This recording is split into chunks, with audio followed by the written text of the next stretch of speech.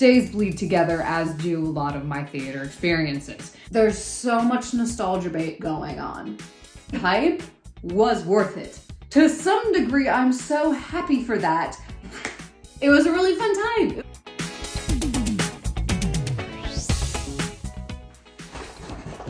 Welcome back to Nerd Rants. Okay. If you've watched my videos for any amount of time, you know that I was deep in the Marvel up until about Endgame, and then I was like ruined because Disney had bought it shortly before Infinity War. And so they managed to carry it through Endgame because they had all of the setup and everything done for them. But then the moment they had to do some setup of their own and build their own saga, they failed and it fell apart, and the entire multiverse saga or whatever that they tried to do was disconnected and awful. And there were a grand total of 3 decent to good movies in that span. Okay. Recently, they've come out with Thunderbolts. I legit don't even remember, last year or 2 years ago. I don't remember. Days bleed together, as do a lot of my theater experiences. So, I had a whole video on Thunderbolts. I personally enjoyed it. It was a very refreshing movie after all of the crap, literal crap that Disney had been cranking out for Marvel stuff. And so I enjoyed the quality, I enjoyed how the characters were built, and that some of the setup that was scattered very haphazardly through the dumpster fire of a multiverse saga actually had some sort of payoff. And the characters were good and they handled it well. The ending was a little anticlimactic because it was just mental health pep talk, you're not alone thing, which made sense, and they did it well. It was a little anticlimactic considering everything that was going on, but they did it well. So, that was the last Marvel movie I had watched, was Thunderbolts. I legit don't even remember if anything else came out between now and then. And I knew Doomsday. I legit have forgotten that Doomsday is happening. Deep in my long-term memory, I do know this is happening. I've seen the trailers when I go to the movie theater for other not Marvel things. I have seen the random Facebook things that pop up on Facebook because I do follow movie things going on Facebook, so naturally it pops up. I've seen the things. I have not cared enough to pay attention to the date. I believe it is December because I just went to the theater this last weekend and saw something else and walked past the giant banner on the way out and went, oh yeah, that's happening. No, I've not cared about Doomsday because I don't care about pretty much all of the characters that they've set up for the most part, and there's so much nostalgia bait going on. There's so many things being thrown in there for, I believe, the sake of nostalgia. They're bringing back Chris Evans as Captain America. They have made Robert Downey Jr. Doctor Doom as a variant of Tony Stark. They are bringing back the Fox X-Men to some degree. I know Cyclops is in there, but I haven't been cared enough to watch trailers or anything like that, so I don't actually know who all's in this. But there's just we're gonna pull an Endgame. We're gonna bring everybody from the entire Marvel universe and bring them into one place. As well as, since the multiverse is a thing, we're gonna grab some other people that are fan favorites that we didn't have at the time. And I just don't like it. I don't like the idea of that because there's been no real build up to that. Doctor Doom showed up in Fantastic Four. Actually, Fantastic Four First Steps is the last Marvel movie I watched because I watched that after Thunderbolts, and I got into a whole controversial rant about that versus Superman. I honestly had a fun time watching both and ranked them probably the same in the end. But we're not going to get into that. He just shows up in the post-credit scene of Fantastic Four First Steps, and that is the only lead up we have gotten for Doctor Doom being a thing in the Marvel Universe. That's all we get. And I understand Thanos just sort of appeared in the post-credit scene, that's how he's introduced, but he shows up consistently for like 10 years before Infinity War or Endgame happens. Like before he steps onto the screen in full scene, gets a full scene, all that, he is just in post-credit scenes consistently, where it makes sense, obviously. And that introduces character, that introduces the atmosphere, the gravity, the seriousness, the power of this character. And that is how he is brought up. And then all of a sudden, it's like all of a sudden the threat that we've kind of seen hinted at throughout these post-credit scenes is there. And he is about to take this on for himself. And we hear about, we don't even get to see the desolation of Xandar. We just hear about that he made it there. He fully takes them, wipes them out in order to get the Power Stone. And we just see the aftermath of that. And it's so effective, and it makes him more intimidating. Because we have some lead up to this from like the Avengers movie. Literally the first Avengers movie, we get the post-credit scene of Thanos, and from there it just builds. We have gotten zero build up to Doctor Doom. Zero. We have seen him show up for 5 seconds in a post-credit scene of Fantastic Four First Steps. That is all we have gotten, and that is not proper build-up to create a character, a villain that is any kind of intimidation or like real gravity to it. Like if you don't know who Doctor Doom is because you don't read the comics or have a lot of common Marvel comics knowledge, then you have no idea what they're up against. I'm underqualified to tell you who Doctor Doom is. I know he's a Fantastic Four villain. I know some of the scope of his ability, but I am very ill qualified to tell you who Doctor Doom is. And I am still ill qualified because we have no idea who he is. We have no idea the threat he poses. We have nothing. And suddenly, in December, he is the big bad, and every single person from the Marvel Universe and it seems beyond are coming together to fight him, even though we have no scope and they have no scope of the threat that he poses. Like a whole bunch of people knew who Thanos was before he showed up in Infinity War. Because we had Gamora, we had Nebula, we had, to some extent, the core Avengers, because they had faced off against his army and against Loki. The Guardians, to some extent, besides Gamora, no, because they faced off against Ronan, who was proclaiming to be a servant of Thanos, had his daughters protecting him. So he was mentioned throughout the entire 10 years leading up to this.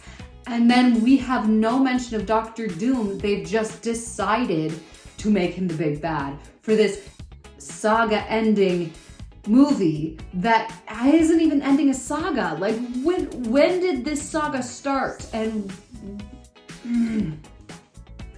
I'm very, very upset about a lot of choices Disney has made and continues to make with the Marvel franchise.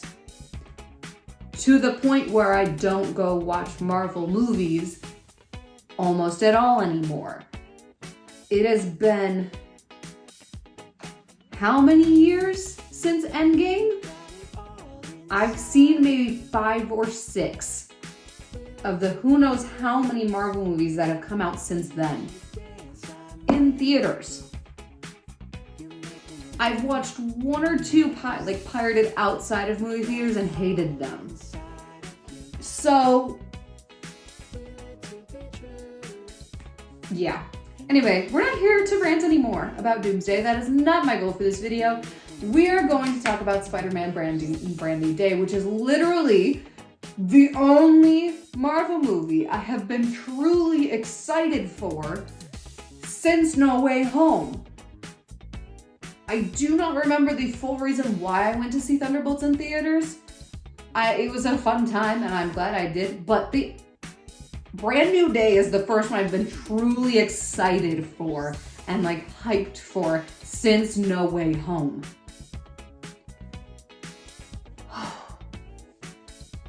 Guys, the hype was worth it. It was so much fun. I had such a great time watching it. It was a quality movie, and they just be treating Spider-Man right. I know we've had our whole like our differences, we'll say that, with Sony over how they've handled the MCU versus Sony custody battle of Spider-Man. But to some degree, I'm so happy for that because they are truly now respecting Spider-Man. I think partially because they are afraid to lose Spider-Man, so they are putting in the effort to make a good, solid Spider-Man movie so that they don't bomb in theaters and therefore give Sony a reason to go, he's ours now. Thank you, bye. So, I can appreciate the constant struggle that seems to be happening between Marvel and Sony all the time. I can appreciate it because we get good Spider-Man films. Oh, yeah. It was so much fun. We had quippy Spider-Man. I feel like he was a little more quippy in this one, like more akin to how he was in Civil War and Homecoming. He seemed to lose some of the quippiness in the second one, mostly. In the third one, we had all three of them, so the quips were like, and the puns and all that were going everywhere. In Far From Home, he was definitely less quippy, I feel like. So we got back to, without having two other Spider-Men to help make up for it, we got back to quippy Spider-Man, which was really fun. We had montages of him fighting all of the different villains from his comics, which was also really fun. Again, I'm not well versed in the Marvel comics, so I couldn't name off all of the ones that he fought, but it was really fun to see him fight all of these weird, different villains that aren't super huge threats, but he fights. They're his villains. They're what he deals with on a day-to-day basis. So it's really fun. The quality was good. The writing was good. Mostly. There's like one scene where it's iffy. But we'll get there.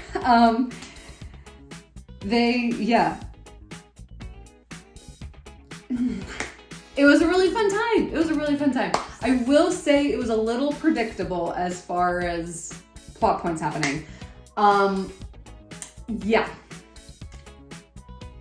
minutes into the movie. Probably more like 10. The first introduction we get of like the mystery villain, I was like, oh, it's Jean Grey. I now know who Sadie Sink's character is. Because there was so much hush-hush about that, and I appreciate her for that. I truly appreciate her for that.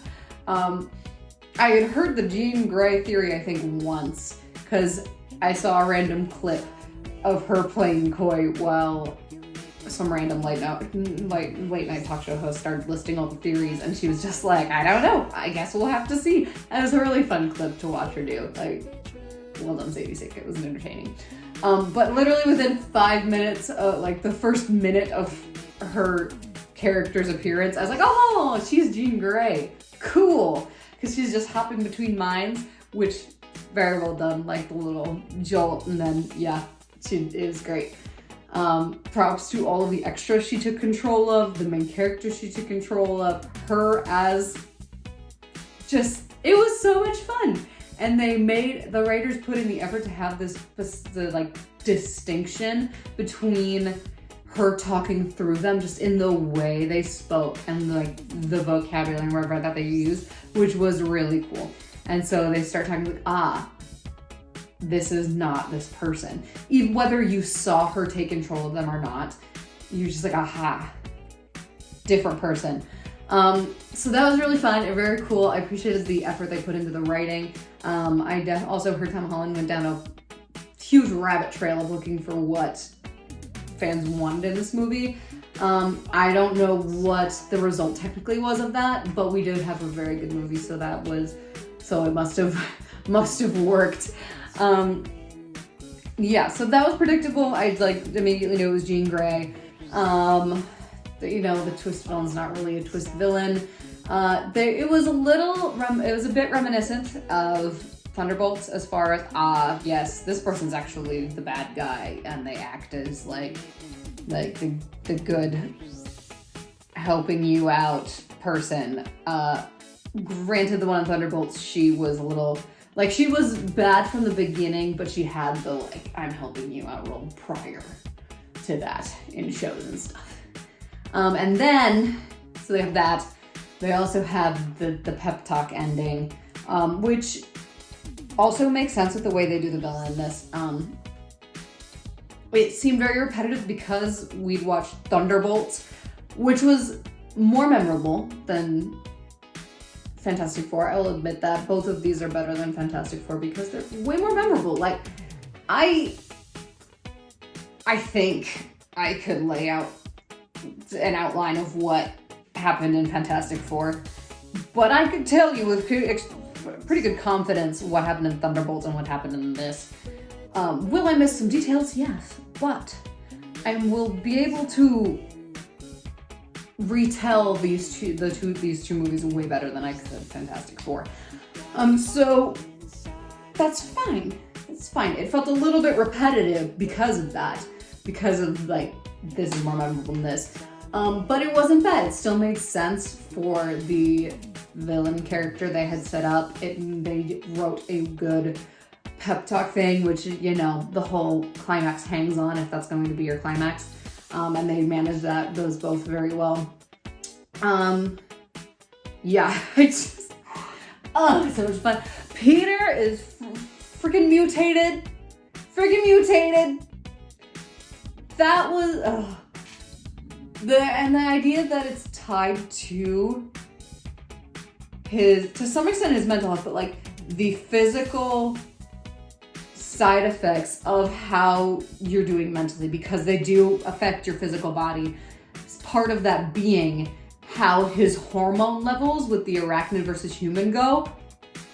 I love the explanation. It's actually very, very good explanation, but just like the loneliness and trying to just be Spider-Man and kind of ignoring Peter Parker and a social life and everything besides his physical health, basically, because he's working out, but he's not paying too much attention to the needs up here. He's just like, I'm in shape and I'm keeping people safe. That is my goal in life because I have nothing else left. No one remembers me. And May is dead. So that's literally where he's at. And because of that, and he's been going that way for actually 4 years, because we time skip through Ned and MJ being in college, which funnily enough, I think they had to do in part because Tom Holland is starting to no longer look like a child. Like somewhere between No Way Home and Brand New Day, something happened and he looks way more like a man now than he did a few years ago when he did No Way Home. Like, it's a little crazy where it's looking at him like, no, he actually looks like a man. He looks like he could be his actual age. Which is crazy because up until No Way Home, he looked like an actual child, a teenager. And so he fit the role he was playing even though he was in like his 20s or 30s because he just had the baby face. Like Thomas Brody Sangster. I haven't seen anything super recent from him, but I don't think so. I think the most recent thing I've seen from him is Artful Dodger, and he still looks like a freaking child.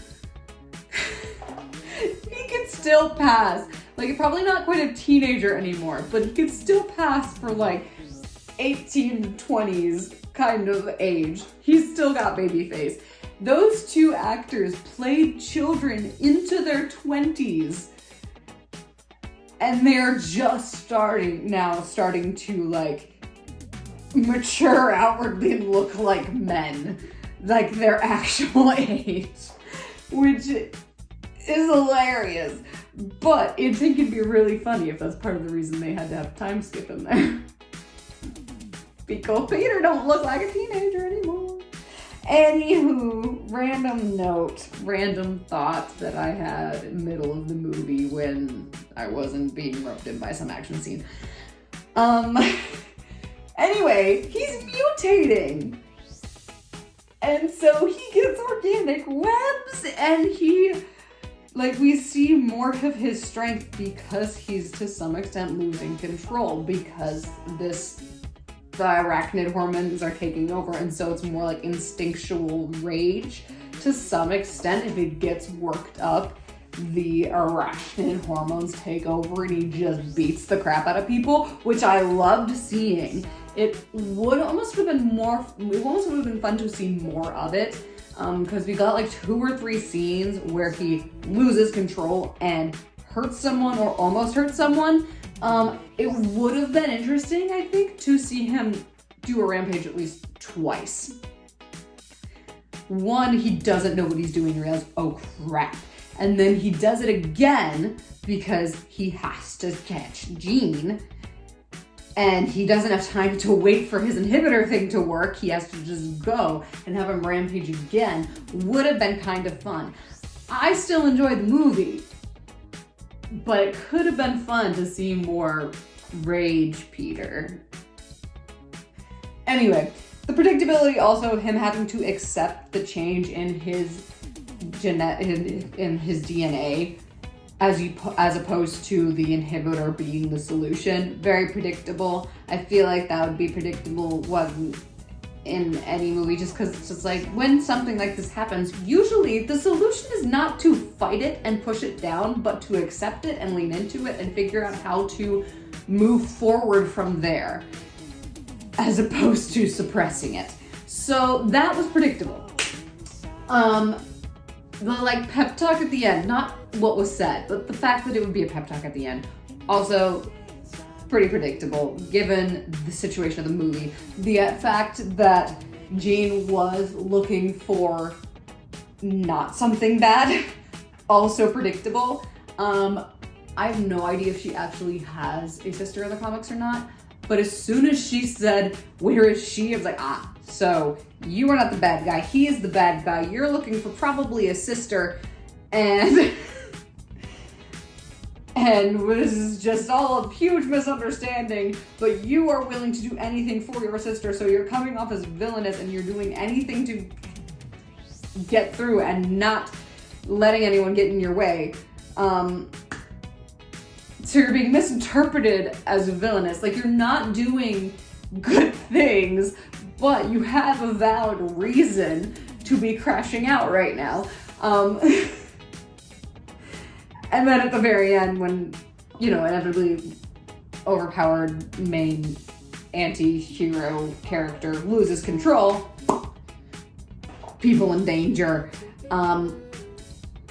Actually, in both those movies, they basically get stuck in a mental health prison, in a bad mental health prison, because in Thunderbolts, when they get touched by the shadow, they go into straight up memories of their trauma in different rooms, and that's where they are. In this one, they're all being taken control of by a very mentally unstable telepath who is probably, to some extent, making all of them feel her pain. Just based on the context of the scene and the tears running down MJ's face, she's probably just making all of them feel her pain. She is not letting them move. She is not letting them speak. They are all frozen in time in her psychic bubble. And I have no doubt she is just letting all of them that she's connected to feel the, literally debilitating pain, because she's discovered that her sister died in the room she's sitting in.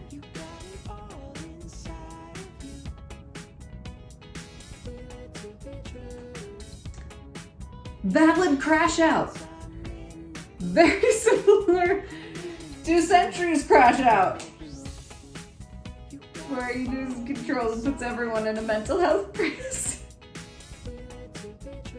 Trauma prisons! Yay!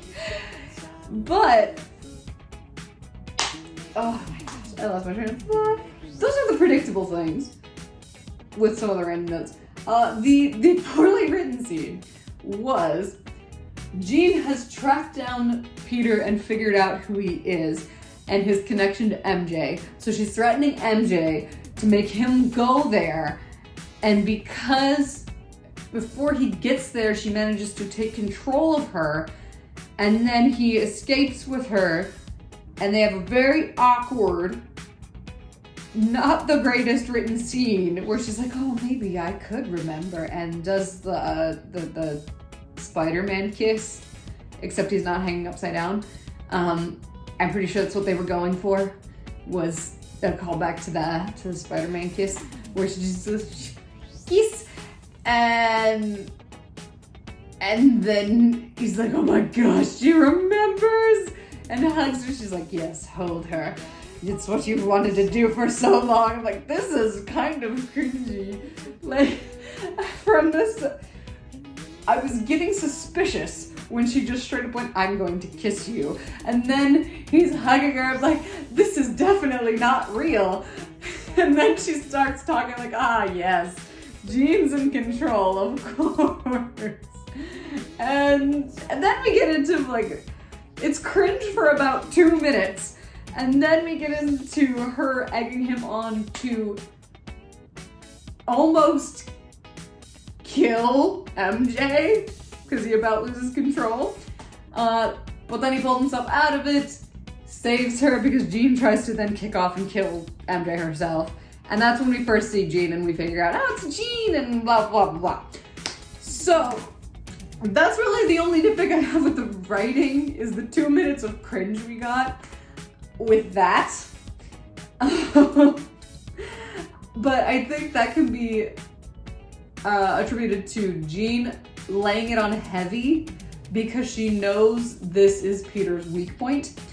And so she's like, I'm not gonna pull any punches. I'm just gonna like go for this. I'm just gonna go for it and see and like make him feel as much pain as possible.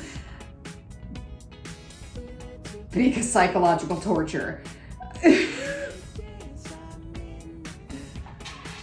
Okay, yep. Yeah,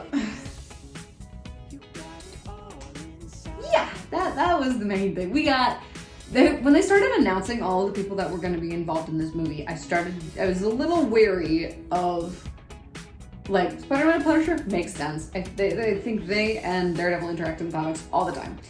They're in the same general area, makes sense. It was really fun to see them interact because they're kind of polar opposites. And we get to the end of the movie, and I love that Punisher, like, Frank does not admit that shooting his way out of every problem is wrong. He does not admit that his way of doing things is wrong, but he does change his view of Spider-Man. Like, he would still shoot first and ask questions later. That has not changed. What has changed is his view of Spider-Man and his respect for Peter. Like, that has changed. I love that it's not like they get to the end of the movie and it's like, shooting my way out of every problem isn't actually the solution. No, he 100% still gonna pop anybody who gets in his way. But anyway, that was fun seeing them interact. I was not sure how Hulk was going to fit into all of this, but they managed to do it very well, where we have Bruce, who chooses to inhibit the Hulk side of him, which we don't actually see on screen the reason for that, and he doesn't really explain it, but he's chosen to inhibit Hulk. Somewhere between Endgame and now that we haven't seen, he's come out of the Professor Hulk form, basically, and now he's choosing to inhibit Hulk. Naturally, Peter goes to him for a question, asking about the inhibitor, trying to figure out, can I get my DNA to stop mutating by myself, with no one's help, with science, and not what my body and brain actually need. So naturally, because there's any amount of connection between Peter and Hulk, Jean gets led there. She figures it out, she goes there, she takes control of him, makes him Hulk out, and just attack Damage Control, which is the head of it is Big Bad, and she's trying to find her sister. With a single clue, which ends up being how she knows where her sister died. Okay. All the spoilers. You will never not escape any spoilers. I will tell you everything.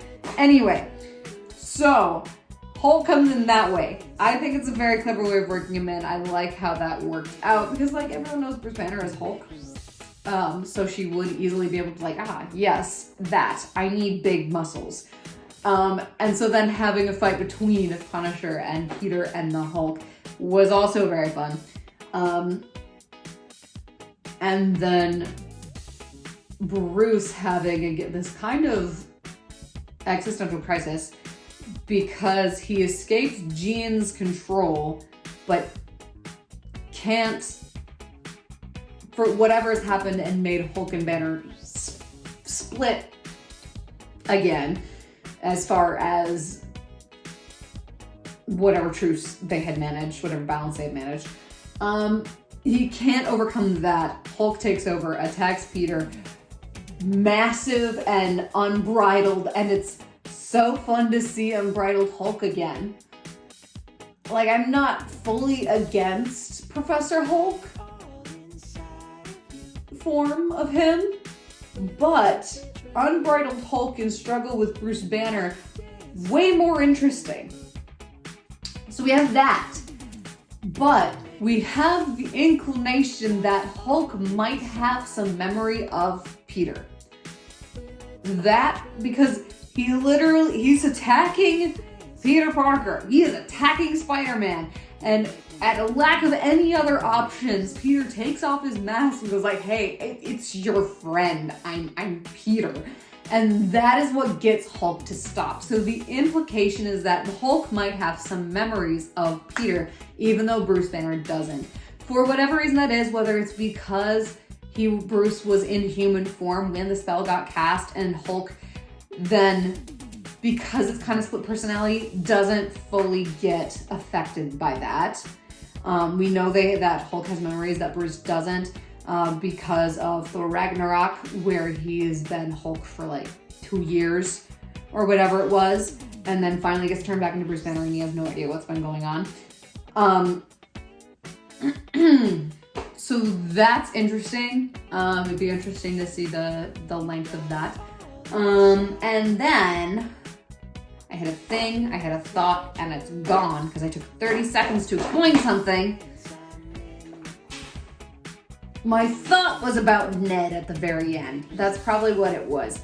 It's on the same track as Remembering Peter, so I'll just go with it. I'm sorry this is so disorganized. It's been chaotic since we saw it, and so I haven't really had brain time to process everything. At the very end of the movie, him and Ned have had a bonding scene with Peter as Spider-Man, which was fun to see. And it's like they're acting like old friends again. And then Peter sees him in a little convenience store, wherever where he's at. And he decides to go up and like tell him, hey, I'm Peter Parker. Yep, I'm telling you the truth. Do with this what you will. You might think I'm crazy. You might believe me. Okay, because MJ finds a letter that he never gave to her at the end of No Way Home, and they have that conversation, and she like, I believe you, but we can't just like go back to where we were because I don't actually know you. The magic has truly wiped out all my memory of you. And then Peter goes up to Ned, goes like, hey, and he goes, hey, I saw you at a housewarming party or whatever, like you stalked me to my housewarming party. He goes, hey, I'm Peter Parker. And then just breaks into the little handshake. Ned seems to pick up on it instinctively. And then he goes, oh, Peter! And I'm like, so the kiss, the true love's kiss with MJ didn't work. But the bromance handshake did. Or at least that's the implication.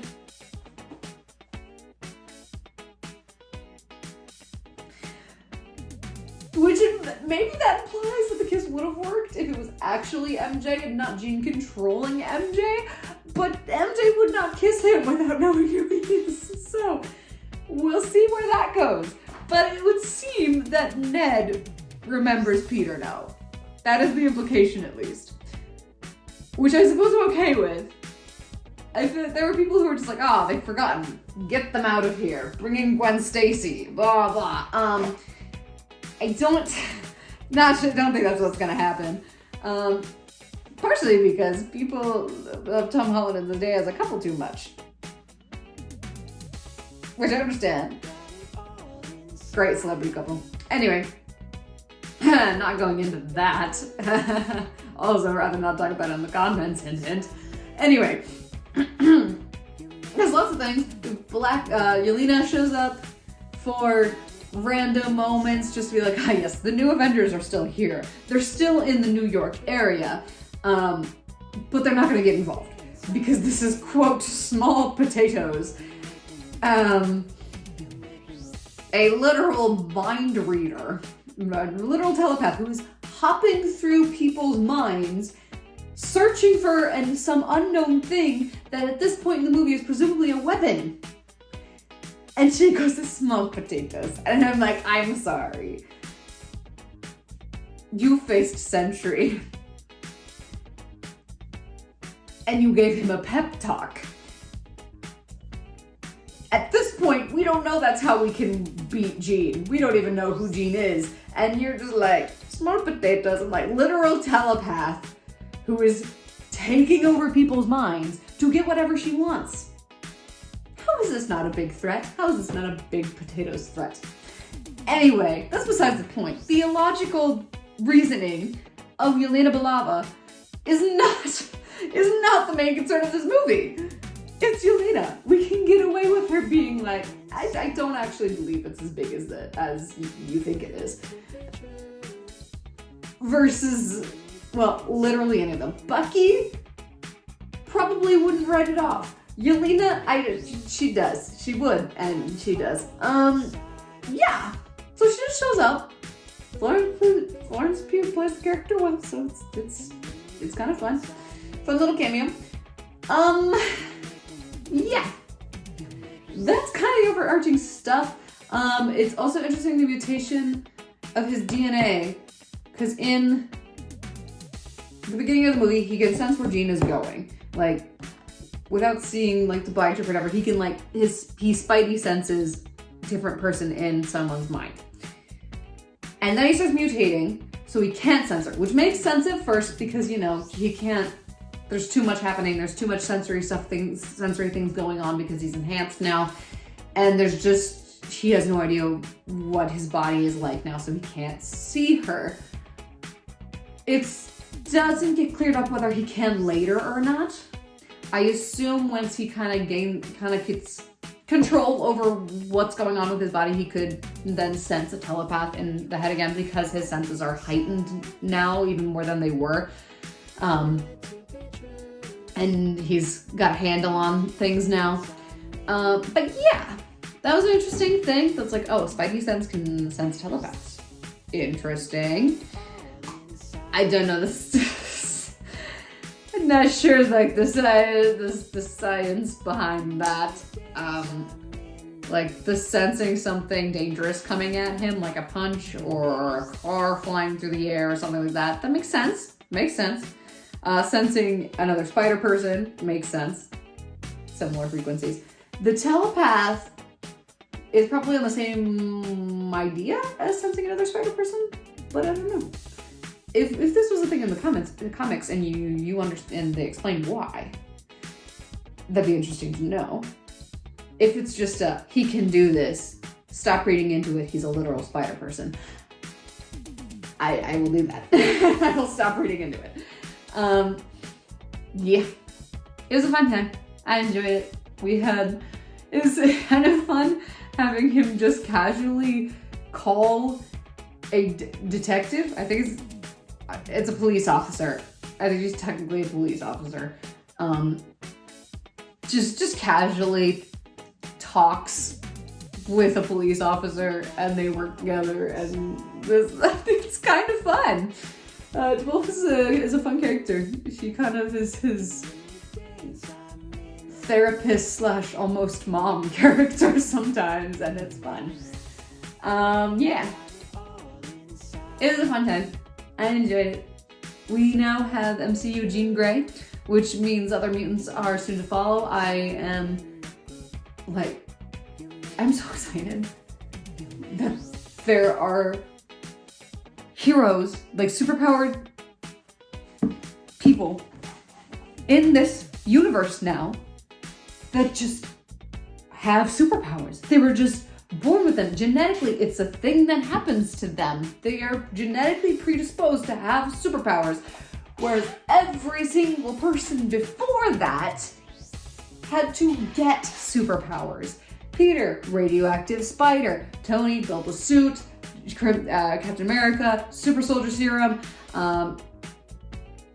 Wanda and Pietro, technically, the Mind Stone. Like, all of the characters had to get their powers from an object or a creature or something. They didn't just naturally be born with superpowers. Technically, we find out later that one was a witch beforehand, but that's post them buying Fox and all of the things and working out. So no one is born with superpowers. There's even a character in the Marvels, which I did not watch that movie, but I did watch WandaVision, who gets her powers by walking through Wanda's magic barrier around the town. And that is how she gets superpowers. Like, all the lengths they went to in some of these superhero things where they have to give the person powers in some way as opposed to them just being born with superpowers, because why not? It's a world full of superheroes. So that was fun, and it's someone just two characters born with superpowers. No gamma radiation, no super soldier serum, no radioactive creatures, no infinity stone, just born with superhuman genetics. It's in a world full of superpowered humans. Why wouldn't the microevolution of changing the biology to allow for better defense mechanisms, basically, be a thing? That's the whole idea of mutants, is DNA has evolved and now they have superpowers. Or they mutated, whatever. Why wouldn't this exist? There's so much crap going on in the MCU. Why doesn't this exist? I think it's because they didn't own mutants, and so technically being born with a superpower wasn't being a mutant, and they didn't own that, so they had to get Fox first in order to do that. I don't know.